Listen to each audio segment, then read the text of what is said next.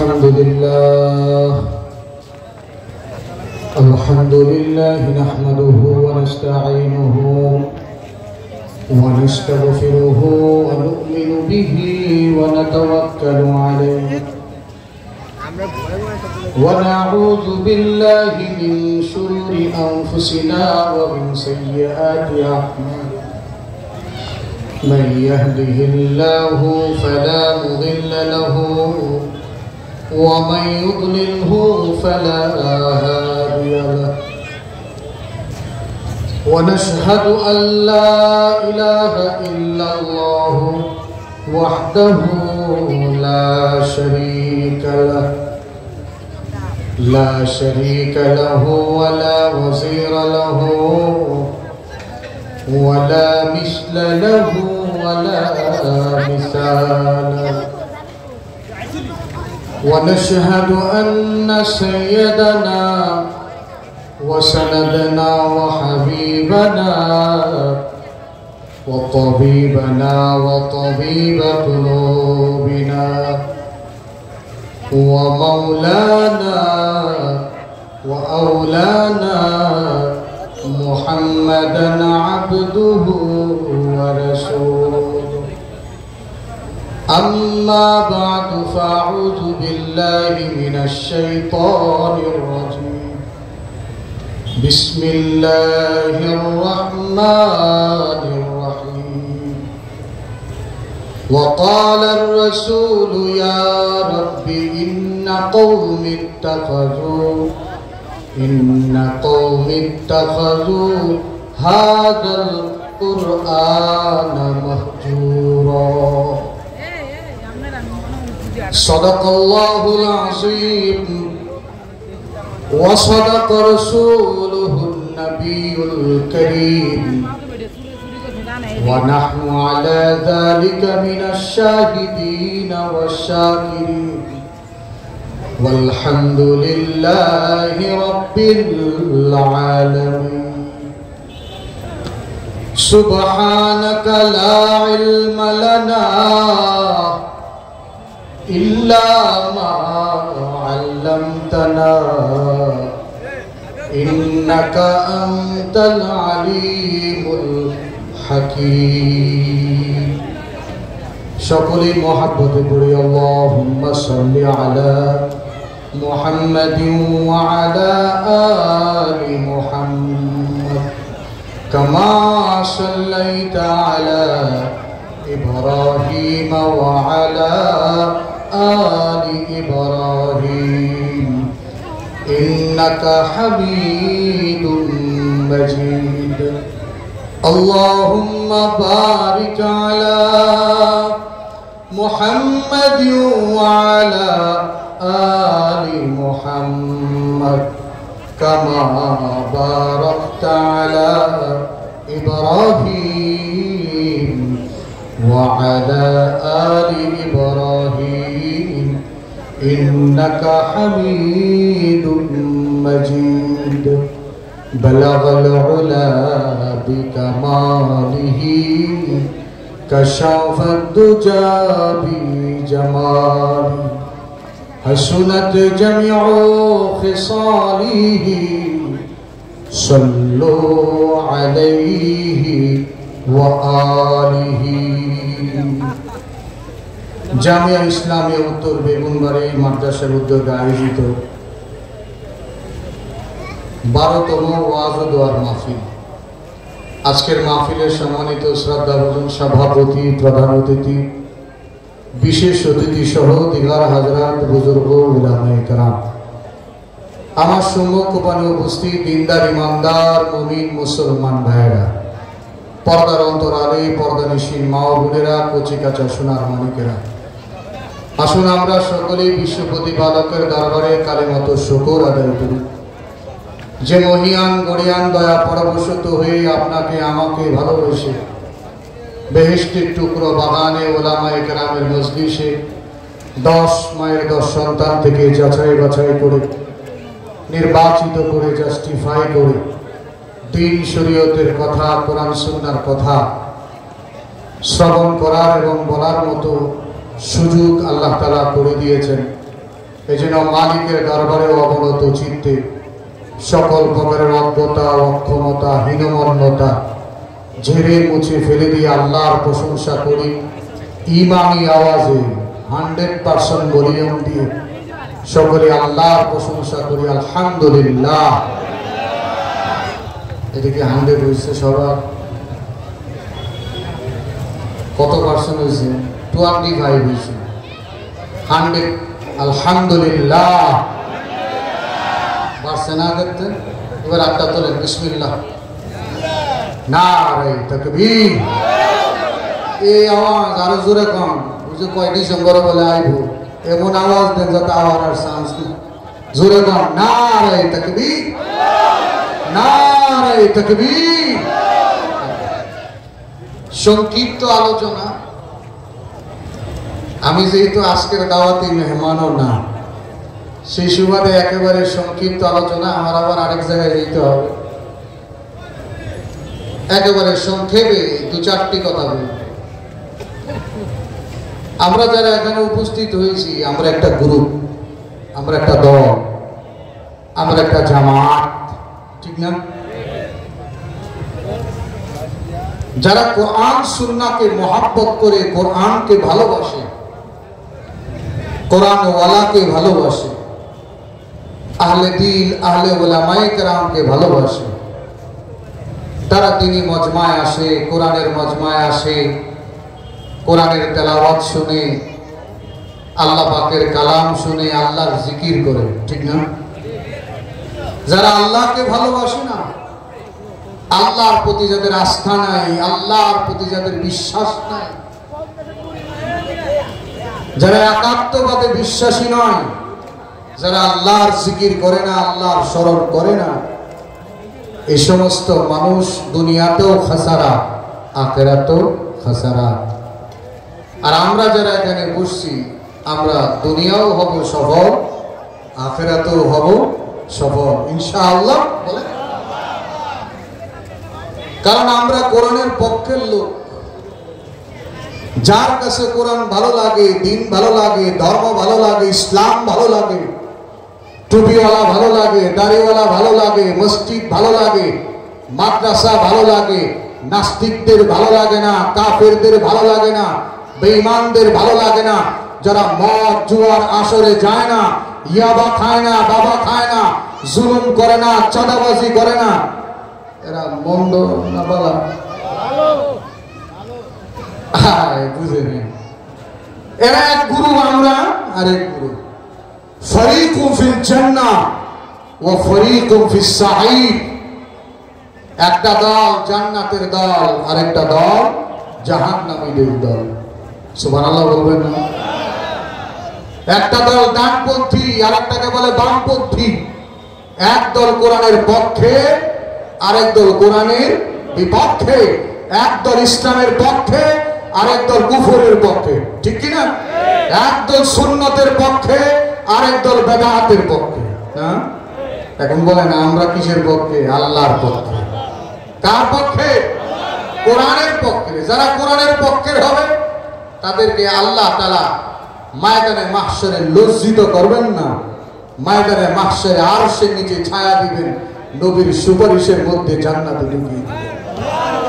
আর যারা কোরআনের বিপক্ষের হবে তাদের বিরুদ্ধে আল্লাহ রসুল নিজে মামলা দিবেন। নাউজুবিল্লাহ বলেন। যারা কোরআনের বিপক্ষে হবে, রসুলের বিপক্ষে হবে, তাদের বিরুদ্ধে আমার আপনার মামলা না, রসুল নিজে মামলা দিবে। নাউজুবিল্লাহ জোরে বলেন। মামলা কে দিবে? নবীজি নিজে মামলা দিবে। যেখানে নবীর উম্মতকে বাঁচানোর জন্য হাদিস শরীফে রয়েছে আল্লাহ রাসূল কখনো হাসরের ময়দানের এই পার থেকে ওপার দৌড়াবেন, কখনো ফুলসিরাতে যাবেন, কখনো মিজানের দাঁড়িপাল্লার কাছে যাবেন, কখনো আল্লাহ রাসূল তার উম্মতকে জাহান্নাম থেকে বের করে জান্নাতে নিয়ে যাওয়ার ফিকির করবেন। আর আল্লাহ রাসূল কোরআনের আয়াত পড়ে এক শ্রেণীর ব্যক্তিদের জন্য আল্লাহ রাসূল তখন নিজে মামলা দিবে যেন জাহান্নামী হয়। নাউজুবিল্লাহ। এটাই আলোচনা। আল্লাহ তাআলা কোরআনুল হাকিমের মধ্যে বলেন وقال الرسول يا ربي إن قوم اتخذوا هذا القرآن مهجورا আল্লাহ রাব্বুল আলামিন ময়দানে মাহশারে মামলা দিবে। আল্লাহ তাআলা কোরআনুল হাকিমের মধ্যে কোট করে দিয়েছেন, সেদিন রাসূল সাল্লাল্লাহু আলাইহি ওয়াসাল্লাম আল্লাহকে ডেকে বলবে, আল্লাহ, দুনিয়ায় এই মানুষগুলো কোরআনকে বর্জন করেছে, কোরআন অনুযায়ী জীবন চালায় নাই, কোরআন অনুযায়ী সামাজিক জীবন চালায় নাই, ব্যক্তি জীবন চালায় নাই, কোরআন দিয়ে সমাজ চালায় নাই, কোরআন দিয়ে অর্থ ব্যবস্থা পরিচালনা করে নাই, কোরআন দিয়ে রাজনীতি করে নাই। কে বলবে? রাসূল নিজে বলবে, ওয়াকাল রাসূল ইয়া রাব্বি ইন্না কওমি ইত্তাখাযু হাদাল কুরআনা মাহজুরা। আল্লাহু আকবার বলেন। নবীজি নিজে সেদিন মামলা দিবেন, আল্লাহর নবীর মামলা, কোরআন বর্জনের মামলা। এটা শুধু সেই যুগে ময়দানে মাহশারে আল্লাহর রাসূল মামলা দিবে, এখানেই শেষ নয়। যারা কোরআনকে ছেড়ে দিবে, কোরআনকে বর্জন করবে, তাদের কিন্তু দুনিয়াতেও সাজা আছে না? না, দুনিয়াতেও সাজা আছে।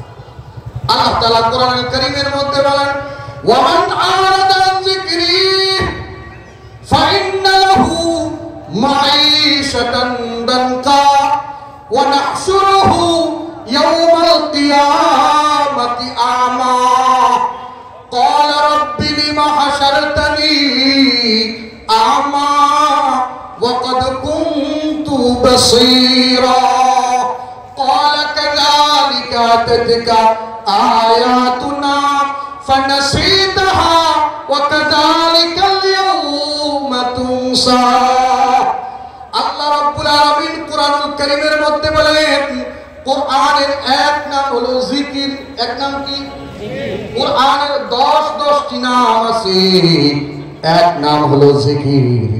যারা আল্লাহ পাকের জিকির ছেড়ে দিবে, অর্থাৎ কোরআন ছেড়ে দিবে, যারা আল্লাহর স্মরণ ছেড়ে দিবে, যারা কোরআনকে বিদ্যাঙ্গুলি দেখাবে, কোরআনকে যারা রাষ্ট্রীয় ভাবে নিতে চায় না, সেদিন আল্লাহ রাব্বুল আলামিন কোরআনে বলেন, আল্লাহ তাআলা বলেন, যারা কোরআন বর্জন করবে তাদের জীবনটা হবে সংকীর্ণ।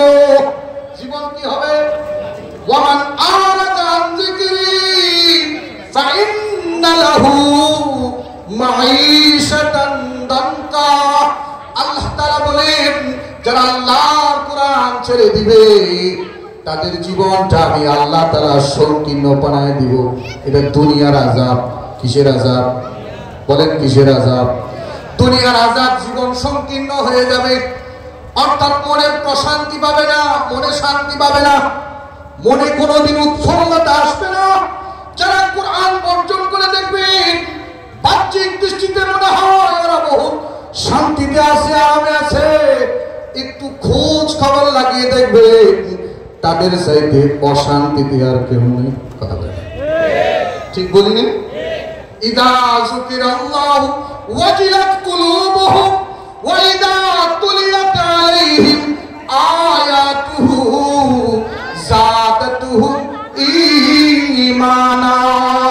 আর অপর দিকে যারা ঈমানদার, তাদের সামনে আল্লাহর নামের জিকির হলে হৃদয়ের মধ্যে কম্পন হয়, মালিকের ডাক শোনার সাথে সাথে দৌড়িয়ে মসজিদে যায়। বলেন না কেন? ইযা যুকিরাল্লাহু ওয়াজিলাত কুলুবুহুম, অন্তর কাঁপে, ওয়া ইযা তুলিয়াত আলাইহিম আয়াতুহু যাদাতুহুম ঈমানা। আর যারা তাদের সামনে যখন আল্লাহর কালামের তেলাওয়াত করা হয়, মালিকের ডাক যখন তারা শোনে, আল্লাহর কালাম যখন তারা শোনে, আবার আল্লাহ তাআলা কোরআনুল কারীমের মধ্যে বলেন, তাদেরকে আমি আল্লাহ রাব্বুল আলামিন এমন ভাবে ঈমান বৃদ্ধি করে দেই যে বাতিল তাদের ঈমান নিতে পারে না। ঠিক কি না? বেঈমানরা কোরআন পছন্দ করে না। কোরআন শুনলে তো কোরআন কোরআন দিয়া কি সমাজ চলে নাকি? এরকম এক লোক আছে না? কোরআন দিয়া কি সমাজ চলে নাকি? কোরআন দিয়া কি অর্থ ব্যবস্থা চলে নাকি? কোরআন যে অর্থ ব্যবস্থা রেখেছে, এই অর্থ ব্যবস্থার নাম হলো যাকাত। আজকে বাংলার জমিনে যদি অর্থ ব্যবস্থায় যাকাত প্রতিষ্ঠিত হয়ে যায়, সুদবিহীন যদি লেনদেন দুনিয়ার এই জমিনে, বাংলার জমিনে প্রতিষ্ঠা হয়ে যায়, তো গরিব মানুষের ইজ্জত আল্লাহ বাড়ায় দিবে। দেশের মধ্যে দরিদ্র বিমোচন হয়ে যাবে। সুদ দিয়ে কোনোদিন দরিদ্র বিমোচন হয় না।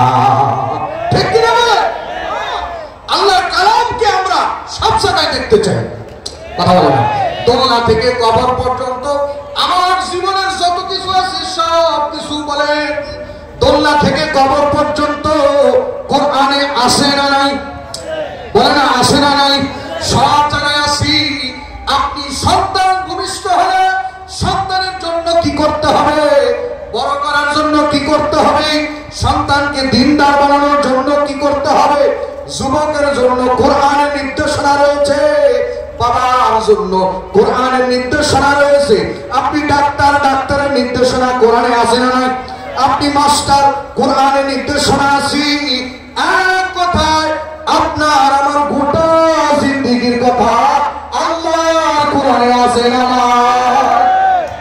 ওমান আরদান যিকরি ফাইন্না লাহু মাঈশাতান দানকা ওয়া নাহশুরুহু ইয়াওমাল কিয়ামাতি আমা। দানকার তাফসীর হলো দুনিয়ার জীবনটাই শুধু তার সংক্ষিপ্ত জীবন হবে এমন নয়, সংকীর্ণ হবে এমন নয়। আরেকটা তাফসীর আছে, তার কবরের জীবনটাও সংকীর্ণ হয়ে যাবে। কারণ কাফেরকে যখন কবরে শোয়াই দিবে, কবর চাপা মারবে। নাউজুবিল্লাহ, জোরে বলেন। বেঈমানদের শোয়াই দিবে, যতই বলুক, যতই বলুক, যতই বলুক বিসমিল্লাহি ওয়া আলা মিল্লাতি রাসূলিল্লাহ, এই বলিয়াও আমাদের দেশের নাস্তিকদেরও কবরে দেয়। কথা বলেন, দেয় কি দেয় না?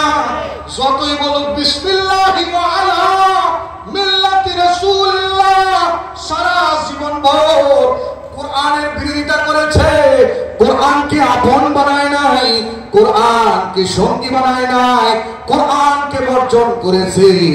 এই মানুষটাকে যতই সুন্নত তরিকায় কবরে দে, যত দামি পোশাক পরায় কবরে দে, সঙ্গে সঙ্গে কবর তার জন্য সংকীর্ণ হয়ে যাবে। জাহান্নামের পোশাক ও বান্দার গায়ে পরিয়ে দেওয়া হবে। নাউজুবিল্লাহ। আর যারা মুমিন হবে, যারা কোরআন নিয়ে চলে, কোরআনের বাস্তব জীবনে কোরআনকে ফিট করতে চায়, জীবন্ত কোরআন, কোরআন নিজের ব্যক্তি জীবন, অর্থনৈতিক জীবন, রাজনৈতিক জীবন, সব জীবনে যারা কোরআনকে ফিট করবে, কবরে শোয়াইতে দেরি হবে। গোটা কবরটা চওড়া থেকে চওড়া হইতে দেরি হবে না।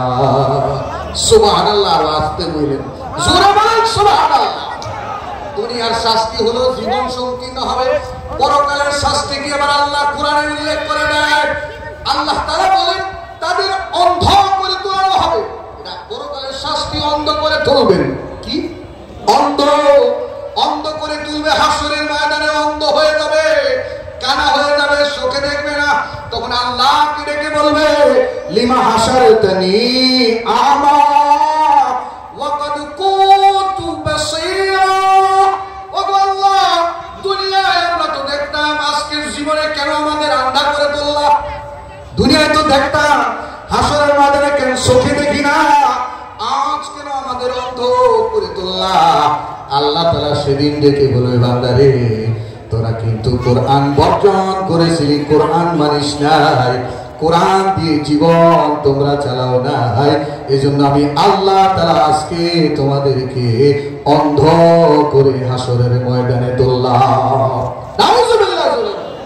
পাইছেন তো দুই সাজা, এক সাজা দুনিয়া, আর এক সাজা কোন জায়গায়? আখিরাতে। আর সর্বশেষ আল্লাহ রাসূলের মামলা। কার মামলা? আল্লাহ নবীজির মামলা। ওয়াকাল রাসূল ইয়া রাব্বি ইন্না কওমি ইত্তাখাযু হাযাল কুরআন মাহজুরা। আল্লাহ রাসূল সেদিন মামলা দিবে, ও আল্লাহ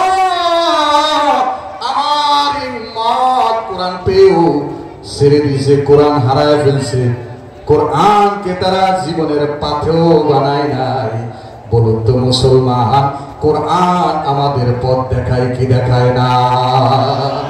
এই যে মাহফিল, এই যে মাদ্রাসা, এটাই তো কোরআনের পথ, এটাই তো নাজাতের পথ, ঠিক কিনা? আওয়াজ দিয়ে সুযোগ বারবার আসে না, বারবার আসে না, বারবার আসে না, বারবার আসে না মুসলমান।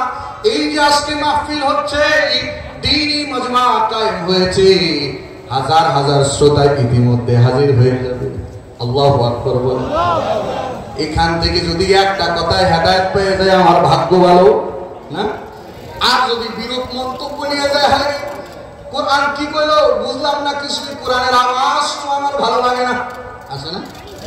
দেখবেন পিছনে এক শ্রেণীর লোক আছে, এক খারায় যাইব, ওই আইছিলাম ওয়াজ শুনতে কিন্তু টেস্ট লাগে না, আছে না? কোরআন সবার জন্য হেদায়েত না, কথা কই না, সবার জন্য হেদায়েত। আল্লাহ কয় হুদাল লিন-নাস, কারণ কোরআন হলো এমন এক কিতাব, যে কিতাব জগৎবাসী সবার জন্য হেদায়েত। এজন্য আল্লাহ বলে হুদাল লিন-নাস। আর আল্লাহ তাআলা আরেক আয়াতে বলে হুদাল লিল-মুত্তাকিন। এই কথা বলার কারণ কি জানেন? সবাই কোরআন পাবে, কিন্তু কোরআন থেকে সবাই হেদায়েত পাবে না। হ্যাঁ, কোরআন পাবে, এই আওয়াজ নাস্তিকও শুনে, কোরআনের আওয়াজ বেঈমানও শুনে, কাফেরও শুনে, সবার কানে কানে আওয়াজ যায়, তারাও কিন্তু কোরআন পড়ে, কোরআন রিসার্চ করে, কথা কয়। তবে হেদায়েতের জন্য নয়, মুসলমানদেরকে ধরার জন্য, কথা কয় মুসলমান, ঠিক কিনা? রাসূলের যুগে এমন একজন বেঈমান কাফির ছিল, উকবা ইবনে আবি মুআইদ তার নাম ছিল। রাসূলের যুগে উকবা ইবনে আবি মুআইদ বড় কাফির। মক্কা নগরীর খাদ্যমন্ত্রীর দায়িত্ব ছিল উকবা ইবনে আবি মুআইদের। উকবা ইবনে আবি মুআইদ একবার আল্লাহর নবীজি সাল্লাল্লাহু আলাইহি ওয়াসাল্লামকে দাওয়াত করছিলেন, মুহাম্মদ আপনি আমার বাড়ি যাইবেন। সুবহানাল্লাহ। আচ্ছা, ওর গ্রুপের কি কোনো লোক ছিল না? কি করলেন? ওর গ্রুপেরও কিন্তু লোক আসলো, কিন্তু জানে আবু জেহেল যতই বড় লিডার হোক, যতই কিছু হোক না কেন, আবু জেহেল লিডার হইতে পারে, হাকিকতে ভালো লোক না। ঠিক এই যে আমাদের দেশে যত কর্মী টর্মী আছে, যারা পিছিয়ে পিছিয়ে ঘুরে, যারা পিছিয়ে পিছিয়ে ঘুরে, এরা জানে না নেতা কেমন, আর কথা কয় জানে না নেতা কেমন। এই জন্য দেখবেন কিছু না পাইলে সেটা চাই, এটা যদি না পায় কয়টারে ভয়া, বুঝতে পারছেন? সব কথা কওয়া যায় না, হ্যাঁ কয়টারে ধর। আবু জেহেল কেমন লোক? উকবা ইবনে আবি মুআইদ জানে, কারণ ওর দলের লোক তো খাদ্যমন্ত্রী। আবু লাহাব কেমন লোক? উকবা ইবনে আবি মুআইদ জানে, হ্যাঁ জানি। কিন্তু তারপরও মুহাম্মদুর রাসূলকে দাওয়াত দিয়েছে কেন? উকবা ইবনে আবি মুআইদ নয়, মক্কার সব কাফের বেঈমান জানে মুহাম্মদ যে কোরআনের দাওয়াত দেয়, মুহাম্মদ যে কথার দাওয়াত দেয়, যে আল্লাহর দাওয়াত দেয়, এটা আমরা বিশ্বাস করি না ঠিক, তবে মুহাম্মদ যা বলে সত্য বলে, ঠিক কি না? এইজন্য আল্লাহ রাসূলকে অনেক রকমের গালি দিয়েছে, মিথ্যাবাদী কোনোদিন কয় না। সুবহানাল্লাহ বলে। আল্লাহ রাসূলের জাদুকর বলছে, বলছে না? জাদুকর বলছে, গণক বলেছে, পাগল বলেছে। রাসূলুল্লাহ সাল্লাল্লাহু আলাইহি ওয়াসাল্লামকে কোনোদিন মিথ্যাবাদী বলে নাই। উকবা ইবনে আবি মুআইদ জানে আল্লাহর নবীর চাইতে ভালো লোক জমিনে আর কেউ নাই। এজন্য উকবা ইবনে আবি মুআইদ দাওয়াত দিয়েছে মুহাম্মদুর রাসূলুল্লাহ সাল্লাল্লাহু আলাইহি ওয়াসাল্লাম। বলেন না সাল্লাল্লাহু আলাইহি ওয়াসাল্লাম। শেষ করে দিবেন 2 মিনিট, হুজুর চলে আসছে। নারে তাকবীর, আরে জোরে নারে তাকবীর। উকবা ইবনে আবি মুআইদ আল্লাহর রাসূলকে খাইতে দিয়েছেন, নবীজি খান, খাবার দাবার খান।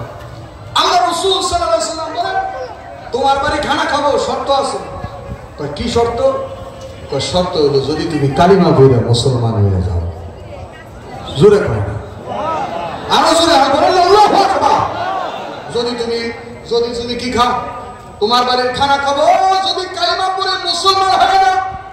উকবা ইবনে আবি মুঈত বলে মুহাম্মদ একটা শর্ত মানে নিলাম, এই মুহূর্তে বললাম আশহাদু আল্লা ইলাহা ইল্লাল্লাহ, আশহাদু আল্লা ইলাহা ইল্লাল্লাহ ওয়া আশহাদু আন্না মুহাম্মাদান আবদুহু ওয়া রাসূলুহু।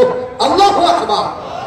এই কালেমা পড়ে বলে আল্লাহ রাসূল এবার খানাটা না খাইছে, একেবারে সরকারি খানাটা না খাইছে। খানা খাওয়ার পর আল্লাহ রাসূল নিজের বাড়িতে চলে গেছে, উকবা বাইরে গেছে। বের হইতে দেরি গেটের মধ্যে খাড়া রয়েছে অদুষ্ট। এর নাম হলো উবাই ইবনে খালদ। কি নাম বললাম? উবাই ইবনে খালদ। খাড়া জাহান্নাম। আল্লাহ রাসূল এক হাদিসে বলছেন যারা নামাজ ছেড়ে দেয় উকবা ইবনে আবি মুঈত উবাই ইবনে খালদের সঙ্গে তার জাহান্নাম হবে। নাউজুবিল্লাহ। বুঝে দেখেন কেমন জাহান্নাম। উবাই ইবনে খালদ থেকে বলে, এই তুই মুহাম্মদের দাওয়াত দিলি, নেতা করে চলে দেখলি, আর দাওয়াত দিছ ভালো কথা, তুই মুহাম্মদের সামনে কালিমা পড়ছস কেন? এবার ডাক দেয়া কয় কি উকবা ইবনে আবি মুঈত দোস্ত, এটা আসলে ঈমানের কালিমা না, এটা বাটপারির কালিমা। জোরে কয় না নাউজুবিল্লাহ। বাটপারির কালিমা। আজকে সমাজে আমরা দেখি মুনাফিক আর বাটপারির কালিমা পড়নেওয়ালা কিন্তু কম নাই। সিজনে টুপি মাথার দেখে ফেরেশতা লাইন দেয়া যায়, কথা কয় না রে? সিজনে টুপি মাথার দেয়, সিজনে আলেমের সঙ্গে মিলে হাকিকতের আলেমের দুশমন। কথা বলা সবার ঠিক কিনা? সিজনে মাথায় দেয়, সিজনে তারা টুপি মাথার দেয়, সিজনে কোরআনের কথা বলে। সিজন ফাইলটা গেলে ওই লেডি ফেরাউন যেমন আলেমের সঙ্গে মিশা ক্ষমতায় আইসিল ভাবুল লয়ে চলছিল, পরে আবার ওই আলেম গরুই জেলখানায় বন্দি করছে। কথা বলেন না কেন? সিজনে টুপি মাথার দেয়, আসে না নাই? জোরে বলেন আসে না নাই? উকবা ইবনে আবি মুঈত বলে দোস্ত, এটা ঈমানের কালিমা না, এটা মুনাফিকের কালিমা।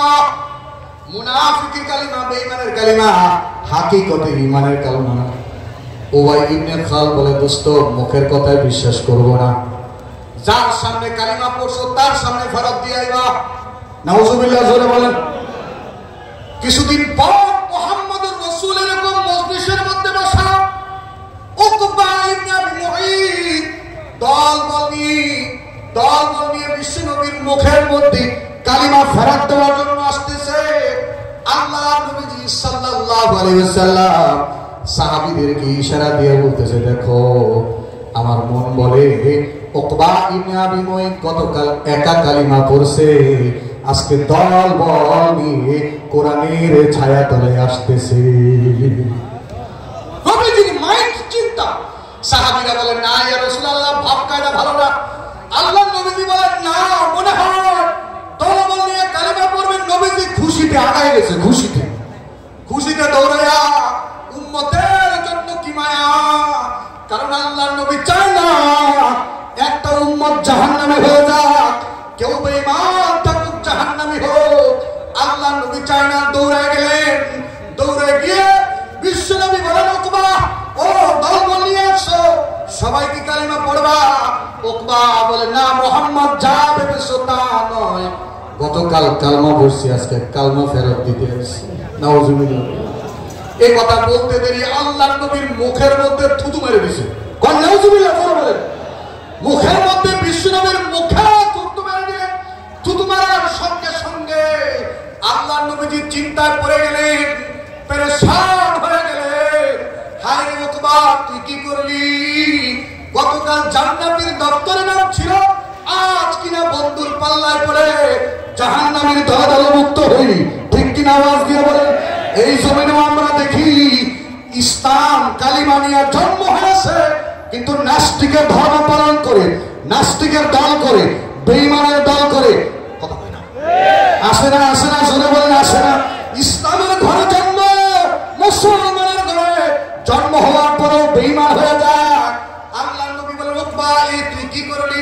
সঙ্গে সঙ্গে নবীজি পেরেশান হয়ে গেলেন, নবীজি আফসোস করতে লাগলেন। আল্লাহ তাআলা আয়াত নাযিল করে জানায় দেয়,